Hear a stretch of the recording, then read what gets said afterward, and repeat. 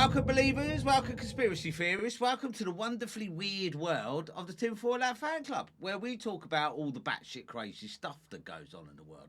And there's loads, right? So we've been going on about 1977, okay? We've spoke about the Broadhaven incident, school abduction. Sorry, not school abduction. A UFO landed in the field opposite a school, 1977. We spoke about the Kate Walker incident, the abduction on the A30. It's called the Wind Whistle abduction. Check that one out. So a load of stuff's been going on in the 70s. Right, so today we are going to talk about an abduction of Joyce Bowels, okay, in the late months of 1976. Right, so Joyce Bowels. Now, I'm sure you'll all agree that's a very unfortunate surname, isn't it? Bowles, right? Joyce Bowles, and it was in Winchester, right? Now, Winchester is not far from where we're based, all right? Okay? So, Winchester, 1977. Well, it was 1976, but it did happen in 77 as well, right? So, according to publications called the Flying Saucer Review, on November the 14th, 1976, just before 9 p.m., 42-year-old Joyce Bowles and a friend, Ted Brett, was driving towards Chilcombe. And that's about roughly 2 miles outside Winchester. And I'll stick it up there for you, all right? That's on the sat-nav, 2 miles outside of Winchester. Now, as they were driving along the road, they each spotted a strange orange light that was hovering low over one of the fields. Now, in the UK, around that time, it's very, very dark, all right? 9 o'clock in November. Winter time, 9 o'clock, it's very, very dark. Now, they were driving down the A31, trees and bushes temporarily blocking their view of the light. At this point, they came off the main road and turned left into a very quiet country lane called King's Lane. Now, if you're British, you know that our country lanes are very narrow and they are extremely dark. All right, I can tell you, well, it would have been pitch black by now. So, Joyce reduced her speed to around 20 miles an hour, but suddenly, for no reason, her car seemed to lurch right, and then the engine revved all by itself. As this was happening, the couple reported feeling a heaviness in the air, as if an unknown force was pressing down on them. And as I say, country roads, very dark. Now, she was struggling to keep the car under control, and trees were rushing towards them. Joyce thought they were going to crash. Ted reached for the steering wheel to avoid an accident, but as he did so, the car came to a stop. Now, Ted said that the car seemed to have been stopped by an invisible barrier, which appeared to bend slightly before halting their progress. So obviously, judging reading between the lines, the invisible barrier was translucent, but, you know, you can quite see it, but you can't see it. I'm sure you know what I mean. So when it bowed a little, it was just visible, right? And this is just me going on a tangent, did the aliens, visitors, ETs, whatever you want to call them, did they stop the car to stop them crashing into a tree? It's just a thought, isn't it, right? Now, after getting their blood pressure down, as you would, and taking a moment to catch their breath, Joyce and Ted looked out the windscreen, and there in front of them was a cigar-shaped UFO. And I'm going to draw it, right? A cigar-shaped UFO. Right, I'm going to put UFO there. Right, a cigar-shaped UFO. That's not uncommon, is it, right? So, a cigar-shaped UFO. And even more staggering, they could see what you could only describe as a cockpit. And in that cockpit were 3 humanoid figures. Well, the head and shoulders anyway, all right? That's all they could see. We can assume without much danger that they did have bodies, okay? They would recall that through the window as they viewed them, the figures had appeared as if they were sitting on a bus, one behind the other. And I love that description, right? A window, a window, a window, and a figure, and a figure. So you got your 3 aliens looking as if they're on a bus, all right? Now, and as I say, sitting on a bus, one behind the other. They further recalled that the craft was not only very slightly above the ground, but there was a strange mist-like substance beneath it. Ted would further recall that it appeared to be 4 jets blowing out gases, and that was supporting the craft. As they're staring in disbelief, because you would, wouldn't you? One of the figures, according to Joyce's recollection, left the ship and started walking towards them. As this was happening, the ship began making a strange kettle-like whistle sound. Now, whether this is connected to the figure or something is unknown, right? The closer it got, she could see the figure wearing a silver boiler suit. Now, a silver suit has cropped up in many stories, isn't it? As I say, the Broadhaven incident. The 14 kids in 1977 saw a ship land in a field, and the occupants apparently were wearing a silver suit, right, like a spaceman. Now, Ted said it seemed to shimmer like it was getting blown by the wind. Also, they record that they couldn't see any buttons, any zips or seams. So it was like skin. Before they could say boo to a gusto, the figure seemed to appear at the car window, like it had just materialised. And startlingly or not, it just stared at them. Now, the strange entity appeared to be almost human, according to Joyce. Aside from his bright pink eyes, let's face it, it's very rare. Bright pink eyes. I haven't come across that before. Joyce estimated he was around 6 feet tall and had long blonde hair and a full beard on his face. So when you talk about the Pleiadians, they're human-like, aren't they? They're called Nordics because they're tall, they're beautiful. No one's ever said they had a beard. So this is a fuss for me, right? So when Joyce looked behind the man and back to the hovering craft, she could see the 3 figures, all of which were now watching the scene before them. She turned her attention back to the figure, noting that she said he had a horrible look on his face. Now, interestingly, because you've got to remember this, right, Ted would recall feeling completely opposite. Upon seeing the figure's face, Ted described him as having a feeling of peace and tranquility. So the humanoid continued to look in at them, then turned his attention to the dashboard, the car dashboard, before heading back to his vehicle, his craft, his spaceship, his cigar, whatever you want to call it. So he was heading back there. Now, as the figure began to walk around the vehicle, it appeared to Joyce that Ted was going to get out of the car, forcing her to lean over and prevent him from doing so. Now, it was just at that moment she closed her eyes, just for a second, and when she opened them, both the hovering object and the strange figure were no longer there. So she leant over to stop Ted getting out of the car. As she did so, she closed her eyes, and then they were gone. Simple as that. You know, the 2 witnesses both sat there, trying to make sense of what just happened. Joyce started the car, still in shock, and attempted to drive off. Now, whether they meaningly did this to let Joyce recover a bit more, because she wasn't fit to drive, the invisible barrier seemed to still be there for a little while. Then she started the car again, and after a few attempts, they did manage to drive away. So they arrived back home at 9:25. With Joyce immediately telling her husband of the bizarre encounter. Now, Joyce's husband, in turn, would contact the local BBC station to see if anyone else had any reports of weird things. Now, as a result of the conversation, both he and Joyce would appear on the BBC news show the following day.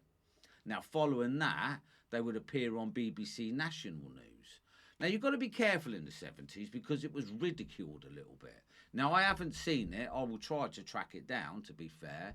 But I've got a funny feeling if the BBC were talking about UFOs in the 1970s, they weren't taking it seriously. It's a little bit different now. What gives to the argument, are we going to have disclosure? You know, because every channel you turn on now has got UFOs on it. In the 70s and 80s, it was very, very rare. And if there was a UFO program, it was done with a ridicule, you know, like a slight undercurrent of amusement, you know, like the people seeing UFOs were nutters. You know, that's why I wear my tinfoil hat. I wear it out of defiance. But unbeknown to our two victims, this was just one of many strange events, especially for Joyce. Okay, because Joyce had a couple of weird phone calls.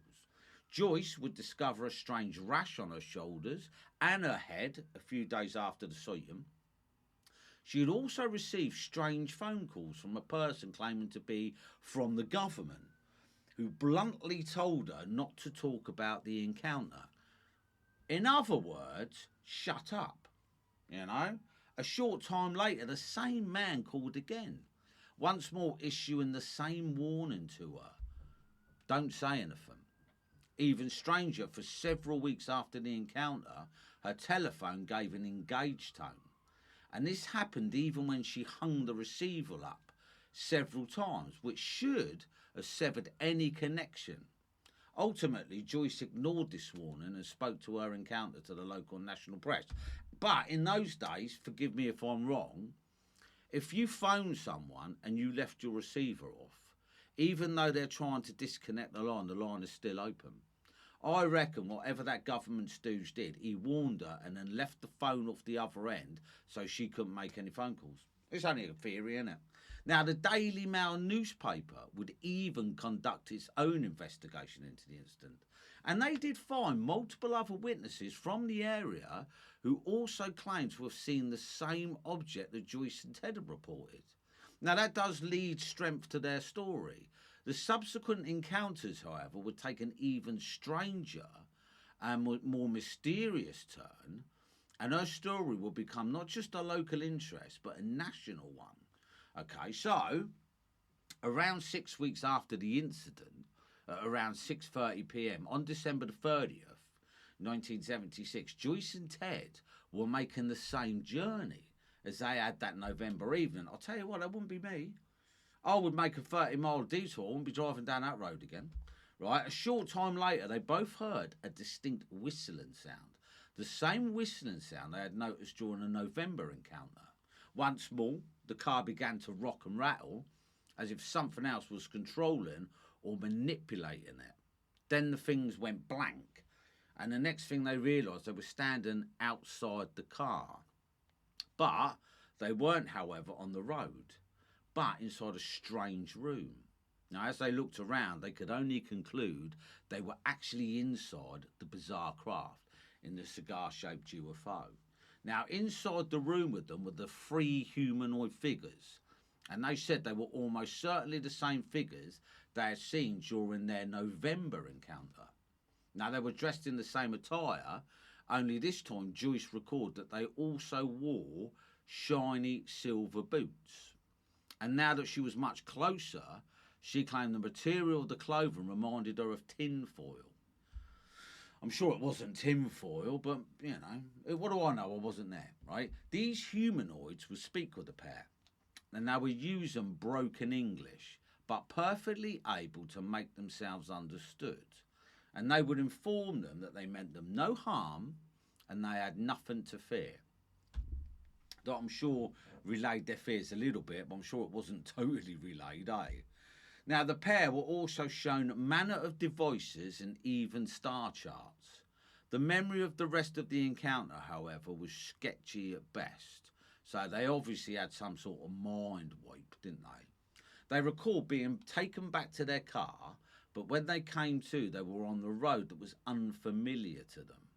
Perhaps interesting, while Joyce this time felt a sense of calm following the incident, Ted had a decidedly uneasy feeling, as if his memory was preventing him from recalling something ominous. So this time, Ted had the dodgy feeling and Joyce had the nice feeling. On the first encounter, it was the other way round, wasn't it? So, around 5 months later, in May 1970, Jet 7, Joyce would find herself in the middle of another encounter. Once more, she was driving, and once more, she had a friend with her, this time a lady named Anne Strickland. As in previous encounters, they would witness a cigar-shaped object that glowed brightly ahead of them. So, a cigar-shaped UFO again. Joyce brought the vehicle to a stop, and the two women watched as the craft descended. Okay, as it descended, one of the humanoid figures emerged from it and headed in their direction. As it approached them, held out his arms, and at this point, the two women became frightened beyond belief. And you would do, wouldn't you? Especially Anne. Anne hasn't experienced it before. Joyce, she's old at it here now. What are you worrying about, Joyce? Then the figure began speaking to them in English, but very broken, like before. Now, rather interestingly, when asked what the figure said, right, either by the BBC or whoever she was being interviewed by, Joyce will recall he did say something to me, which I did understand, but I can't tell anyone what it was. And she said, the last thing she said about it is, I wouldn't dare. So what did he say to her? What did he say to her that she is too scared to say back?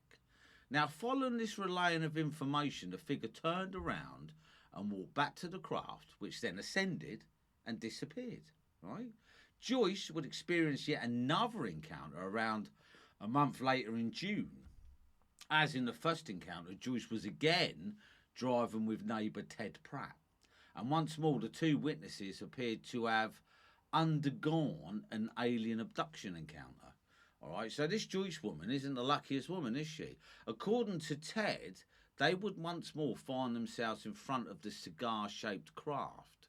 The humanoid figure were there again, each wearing dull metallic suits. Right, once more, some kind of communication and relaying of information took place, with one of the figures issuing warnings of various wars, as well as damage that humanity was doing to the planet, and that's quite common, isn't it? And with that, the figure left and returned to the craft. Quite a common subject, isn't it? Us doing damage to the planet, because obviously we are. After this incident, the sighting suddenly stopped. And it's about time too. I think you've had enough, Joyce, right? Investigations, however, would soon reveal further intriguing details about Joyce. It appeared that stretching back several years, she also experienced a lot of poltergeist-like encounters.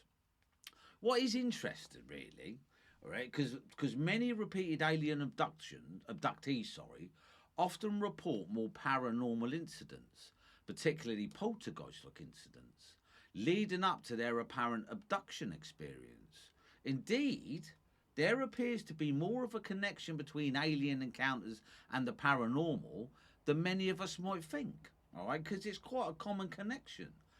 Of further interest as well, Joyce would reveal that she had encountered strange psychic manifestations. Thanks for bearing with me on that one. Manifestations and other poltergeist-like activities since she was a young child. Now, that's another one as well, isn't it? Abductees, apparently, sometimes it's kind of kept in the family, you know? So, yeah, maybe she was seeing it as a child because this would lead up to, I don't know. We just don't know, do we, right? Though objects or ornaments would often move of their own accord. But, and this just cements it a little bit, several of their incidents witnessed by other family members as well. So she see ornaments and objects move, but they were witnesses by family members. She would also report seeing a strange white-robed lady. Once more, other members of her family have also reported seeing this apparition, although only Joyce was ever able to make any specific features. So our other families probably just see the shaded figure.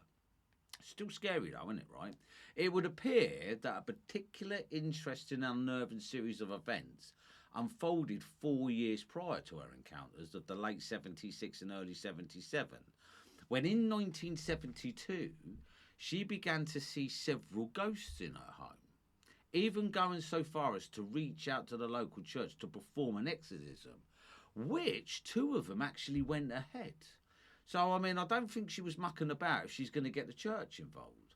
She will recall to the BBC reporter that she had seen a lady who appeared like a nun in her bedroom, elaborating that this apparition was dressed all in black and was seemingly standing at the bottom of her bed. What's more, she would see similar figures over several weeks, each one bringing a sense of evil with it. Now, you have got to trust your senses, definitely, all right? But if you saw something like that, I think it's natural to be scared first, to assume the worst first. All right, it's very rare, isn't it, that you will get an overwhelming feeling of loveliness and all butterflies and bunny rabbits, eh? So even in the nights leading up to the first UFO encounter in November, Joyce records seeing a strange, shadowy figure at the top of her stairs. Now, although she didn't think it at the time, because you wouldn't, following the series of encounters, she began to contemplate whether this figure was in fact one of the humanoids from the craft. Makes you think, doesn't it? It's possible. I mean, anything's possible when you start talking about the UFO subject, eh? So, look, what do you think? What do you think? What do you think of Joyce Bowels? Again, really, really terrible second name. What do you think of Joyce Bowles' incident in Winchester on 1976 and 1977? Just very coincidental that there was a lot of sightings in 77 with a couple of abductions. So, you know, it's you know, you start piecing it together, it comes a bigger puzzle, doesn't it? So, look, what do you think? Drop me a comment. But look, tomorrow I'm going to go live and discuss this very subject. So if you're interested and you want to come on board, should we say 5 o'clock? 5 o'clock, 5 p.m. UK time. I'll go live and we can discuss this very subject. Anyway, this was the Tinfoil Hat Fan Club. Much appreciate you sticking around. I really appreciate it. And I'll see you on the next one. Thank you.